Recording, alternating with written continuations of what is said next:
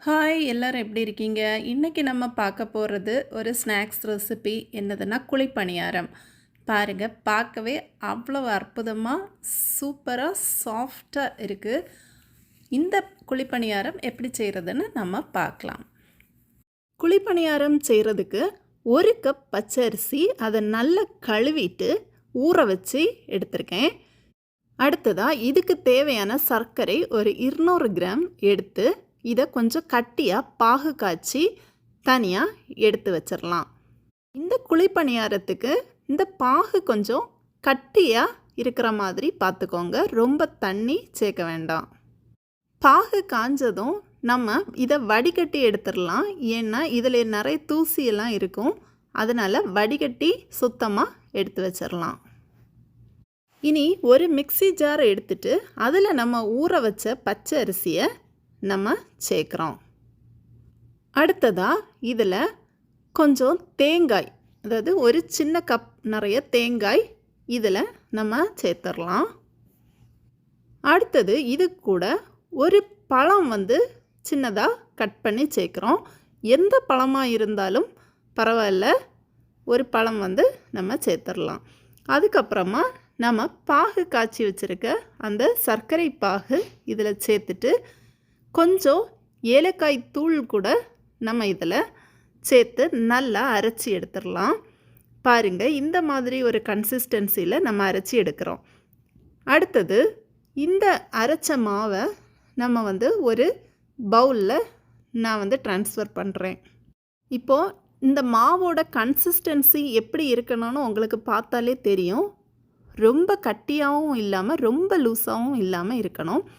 இதை இனி ஒரு 2 மணி நேரம் அப்படியே ஊற வச்சுட்டு 2 மணி நேரம் கழித்து நான் எடுத்து பார்க்குறேன். கண்டிப்பாக நம்ம மாவு அரைச்சிட்டு குறைஞ்சது 2 மணி நேரம் கண்டிப்பாக அப்படியே ஊற விட்டுருங்க.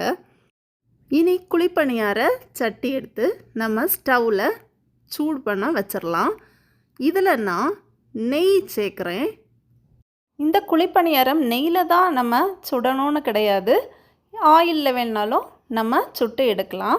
நான் முதல்ல நெய் சேர்த்துருக்கேன். இப்போது இந்த மாதிரி நம்ம இதில் நெய் விட்டுறலாம்.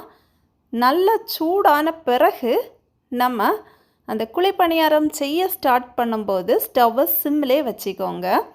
இப்போ பாருங்கள், நான் அந்த குழிப்பணியாரத்துக்கு அரை இல்லைன்னா 3/4 பாகம்தான் நம்ம இந்த மாவை ஊற்றணும்.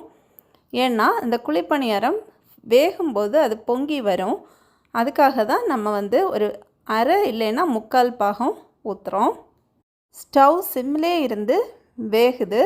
இனி நான் ஒரு ஃபோர்க் வச்சு இதை லைட்டாக திருப்பி விடுறேன்.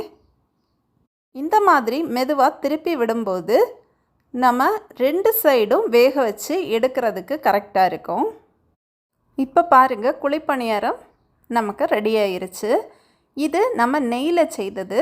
நான் ஃபார்ச்சூன் ஆயில்லையும் நான் குழிப்பணியாரம் செய்திருக்கேன். இது நான் நார்மல் ஆயிலில் செய்துட்ருக்கேன். இப்போது ஆயிலில் குழிப்பணியாரம் ரெடியாகி எடுத்தாச்சு.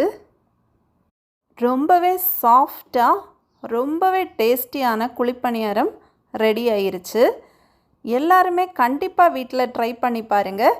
இதை அடுத்த நாள் சாப்பிடும்போது இதோடைய சுவை இன்னுமே ரொம்ப டேஸ்ட்டாக இருக்கும். இந்த ரெசிபி உங்கள் எல்லாருக்குமே பிடிச்சிருக்கும்னு நினைக்கிறேன்.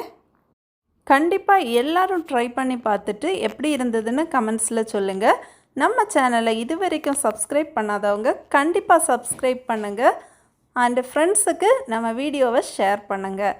நன்றி.